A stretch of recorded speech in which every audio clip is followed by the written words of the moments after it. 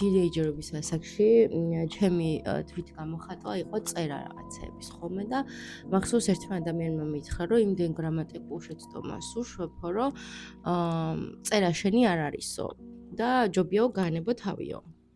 მას შემდეგ ვეღარ ვწერ. რაც უფრო ვიზრდები, უფრო დაუცველი ვხდები ჩემი ემოციების და სხვა ადამიანების აზრის წინაშე. ყველაზე ზრდასრული ემოციურად ვიყავი ყველაზე პატარა ასაკში. გულწრფელად არ მაინტერესებდა სხვების აზრი, რა იქნებოდა კრინჯობა, რაღაცას კარგად გავაკეთებდი თუ ცუდად, სწორად გავაკეთებდი თუ არასწორად, თუ მაინტერესებდა და მინდოდა რაღაცის გაკეთება, თავისუფლად ვაკეთებდი იმ რაღაცას. ეხლა მიწევს ძალიან ბევრი ფიქრი და ძალიან სენსიტიური ვარ კრიტიკის მიმართ. თუ მეუბნებიან, რომ რაღაც კარგად არ გამომდის, მომენტალურად ვკარგავ ინტერესს, რომ ის რაღაც გავაგრძელო. ამიტომ წლების განმავლობაში, რაც უფრო ვიზრდები, ჩემი თვით გამოხატვის უნარები უფრო და უფრო მცირდება. და ეხლაც ესე ვარ.